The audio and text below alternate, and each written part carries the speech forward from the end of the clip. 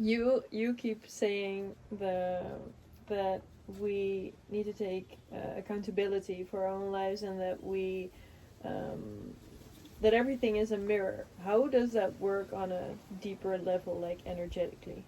Yeah, good point. Um, I think it has to do with the word karma, which is something people love to throw in the air. Mm-hmm. This is his or hers karma. Mm-hmm. But in a way, fact of the matter is that for every action, there's an equal and opposite reaction. So you have to keep in mind that whatever frequency you are in is what you will receive. So, it can be just as simple as, do you trust life? Let's say life is this grand wizard of a grandfather, making sure everybody is living well and happily. His appreciation of you would only grow if you could be in a state of appreciation of him. Maybe it's grandmother, her. So whatever is put back into your life is just a reflection of what you're sending out. And that happens in relationship, it happens in your personal life, happens with your career.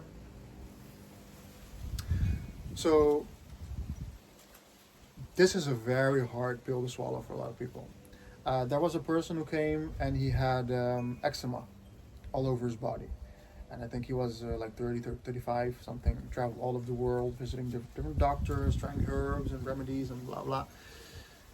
And when he came to do a ceremony with us, we saw that in his past life, he was burned on the stake. Well, that was a very traumatic event, obviously. And he did things that caused him to be burned on the stake. So as he was dying, he cursed himself. He hated himself so much that he cursed himself. I don't know the details of that, but that was the feeling I got during the ceremony. And then he was born with that energy, because energy cannot be created or destroyed, It just transforms and transforms and transforms. So he had been carrying that his whole life, never knowing why. But the moment he went into ceremony, he saw it. And he knew, like, oh, there's a big thing here that I still have to fix. But before he knew that, he blamed it on his mother, because his mother was drinking when she was pregnant with him. Obviously, she shouldn't have done that, Yeah. But even though usually when a mother drinks, a baby doesn't get burned with eczema. Usually, the baby has different abnormalities. He still blamed her. So that immediately came after in the ceremony. This is what happened. You need to take accountability, and you have to forgive your mother because she had nothing to do with it, so that the energy he was carrying could shift and become something positive. 2 weeks ago, this is an even intenser one, a lady came, and she had, been struggling her whole life, and she had brothers and sisters, and whose in her eyes, their lives was perfect. So always very jealous towards them. But she herself felt like she had been cursed. And in a way it was true, because she was born in a bloodline where, people had done black magic. But when she went into ceremony, my intention for her was to try and discover what was the reason you were born in a family that did black magic. Because if you're so innocent and blah, blah, then you wouldn't have been born there. Right? It's just a mismatch of energy. If you have a place that has to do with fear and power and control, but you're this angel, then these two energies shouldn't resonate. You shouldn't have been born there. But in the ceremony, she saw that in her past life, she was part of a tribe, and the tribe kicked her out. And she tried to keep coming back, but they kept kicking her out. And she got so angry that she took plants and everything, made a big pot in the hut. She got to see it in her visions, and tried to make some brew and cast a spell on them. So she was busy with black magic. So when she died, she got born in a family that was in black magic. But now, the situation was mirrored. She was not the person who cast the spell. The spell just came back to her. I can even have a third explanation, which is very short and brief, but this is a very intense one. I always ask the question during my apprenticeship, why are there such horrible things happening in the world? And I think, this is especially now relevant when we view the situation with Epstein and, the wars going on and blah, blah. Why do we have adult people raping young children and babies? I was honestly talking about this the other day. Yeah. Yeah. And in ceremony, I asked Mother Earth, please, tell me, I need to know this. Yeah. And her response was, there are multiple reasons, but the first reason is that the parents are unconscious and they don't guard their children as they should, which has to do with, the accountability and responsibility part.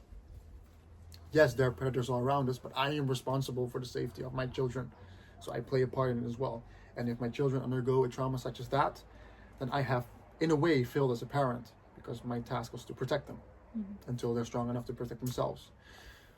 But then I said, yeah, but so that shows me one part of the equation, but what about the other part, the predators? How is it possible that a person just, grows up and then feels this urge to sexually be intimate with a child or a baby?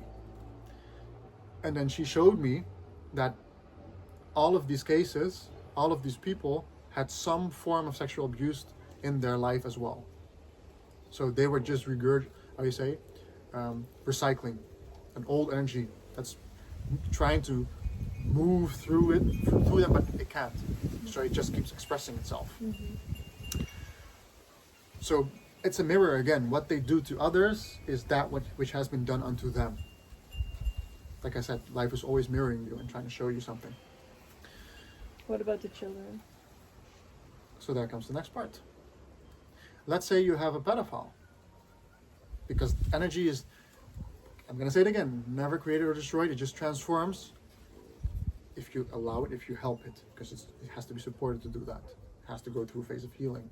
Let's say you have a baby who was abused when, that phase of life, an infant, and then grows to be older but doesn't heal from the trauma. How high is the chance of that person becoming a sexual abuser? Pretty high. And based on the age that person was abused, he's probably going to start abusing others. Because hurt people hurt people. Something maybe you've heard before in your life. Mm-hmm. And then guess what? If that person doesn't fix that in their life, because many pedophiles, they know they're wrong. Mm-hmm. Some of them actually want to heal, but they feel so ashamed to admit to people, they're afraid they're going to get beat up or even murdered, that they shut up and hide it, which is often even worse, because then the urge to do wrong gets worse. Because if you suppress it, it grows. But if that pedophile dies, guess how they come back? They come into a family where there's no parent watching, and they get abused again by a different abuser. Because they died in the energy of being abused and being an abuser, and they never fixed it. Mm-hmm. So they enter into a space that has those energy because they still resonate with it. So it's just a cycle, repeating itself until you cut it. And for me, this was a moment, which is why it's growing, huh? It's almost like we're seeing more and more and more of it. At least that's how I experience it. Because it's a trauma that's being passed on. A cycle that's opening every time with a new individual that doesn't know how to handle it. Mm-hmm. It's almost like a virus, it's spreading. Yeah. So then, why plant medicine? Why plant medicine? Because getting out of a cycle this big and this intense is not just something you can fix with journaling, for example, or doing yoga or whatever. You need something bigger than that. Yeah. So we're going to come back to the two topics we talked about. Evaluating your triggers and then taking accountability. This person has to do the same. This person has to become aware of the fact that when I see a child that reminds me unconsciously of the age that I was when I was abused, and now that energy comes up and is reflected onto the child, that is a trigger. I have to become aware of how it triggers me, why it triggers me, and how I respond at that moment. Because as long as it's an unconscious process, where lust just takes over and the pedophile goes wild, it can never be broken. First thing that has to happen is the person has to become conscious of the trigger. And the second thing is the person has to take accountability for the fact that that trigger is alive within the person. I have something ugly or dark inside of me. And that's okay. Because I'm willing to change it. I'm willing to heal it. And that message, that self-talk has to be there. Because if a person is not willing to take accountability, no matter how much ayahuasca they drink, it won't change. Because ayahuasca demands, first and foremost, before she helps you with anything, is that you take accountability for whatever she shows and says to you. If she's going to tell you in the session that you're a predator and that you need to change your life in order to grow, you need to purge, so to say, she's not going to help you purge if you don't say you're right.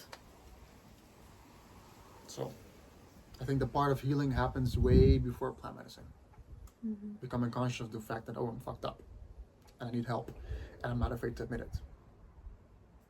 Yeah. And it's not even only sexual abuse. I think it goes for everything. Even if it's a minor trauma. There was a lady who came here and she was in a relationship and had a good upbringing, parents were together, had a lot of love from the parents, but they didn't raise her mindfully enough about the dangers of men. That's not all men are like her father, loving and caring. And that's maybe one of the things the parents didn't teach her very well, boundaries and respecting your self-worth. So she had no way of analyzing what's a good dude and what isn't. So she ended up in a relationship where, just like her father, the partner was a very loving person, very kind and, giving, but weak boundaries, quite insecure, and a pleaser. And quite quickly, that person cheated on her.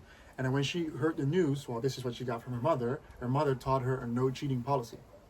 We don't accept cheatings. So then they broke up. But this breakup was, you could say, her first trauma. And she got depressed from it for 2 years. She couldn't step out of the memories of, we broke up and the sweet memories and the pain and blah, blah. And I remember that when she went into the ceremony, ayahuasca told her that she was being dramatic. And she has to stop acting like a little girl. And she has to reclaim her power as a woman. And I could feel her fight with that. Because ayahuasca is telling her, take ownership. You should have been more mindful of who you're dating. You were the person that let him into your space. So he is not the cheater, no. You opened your door, If a vampire comes to knock on your door and says, hey, can I enter? What do? A vampire can't enter your house unless you say yes. But at some point, in the end, she could laugh about it. And she said, you know what? And in all simplicity, ayahuasca just told me to suck it up and stand for myself and just accept the fact that I could have done better, taking that ability. So,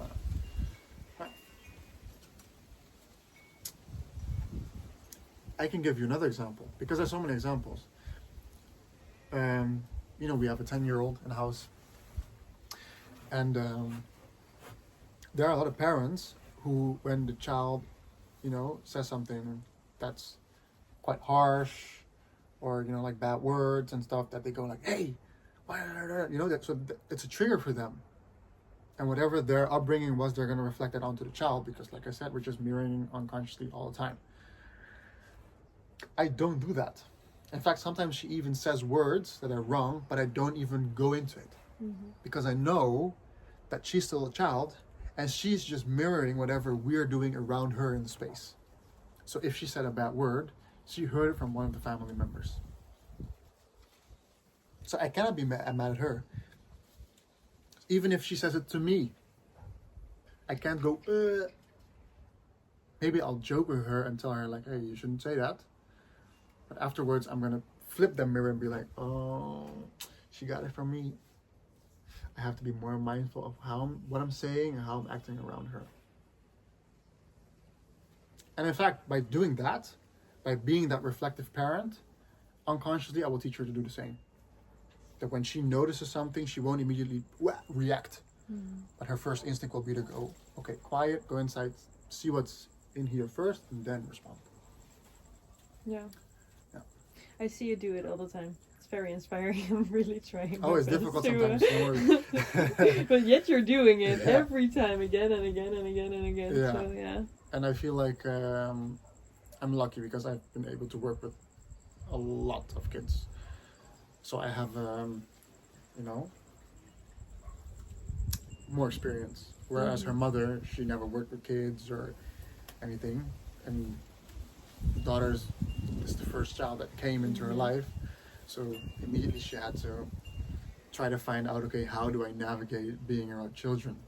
Because they're like parrots, like birds. Everything you say, they'll just repeat. Everything you do, they'll do it, but then worse. And it's good. In a way, it's good because if a child feels comfortable enough to push boundaries, even though they know it's wrong, don't punish them for it. Don't acknowledge it as well, but don't punish it. Because what it says is that they feel safe in the environment to be able to push their boundaries and discover where is the limit. How far can I go? And this is a very healthy thing to do. Because if you have a child and you constantly, you cannot do this and this is not allowed and blah, blah, blah, they will grow up to be a person who will never push their limits or go outside of their comfort zone simply because they have been taught that they're not allowed to. So, yeah. Very true.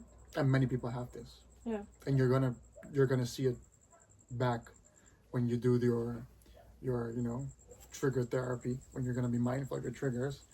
A lot of times you're gonna realize, when a trigger happens and I respond, it's not even me that's responding. Usually it's my father that's responding through me, or my mother that's responding through me, or even a partner. The programming you've had from your environment, that's the thing that is moving through your trigger and responding to the situation. Yeah. Yeah. It's very interesting. It is. Yeah. I think it's getting dark. I wanted to say the same thing. The lights are going on. Yeah. It's getting dark outside, so I think we should call it a day. Yeah. Thank you, people, for watching. My name is Jaya Chai from the Akitua Healers, and we're going to return quickly with some more answers and questions. Ciao.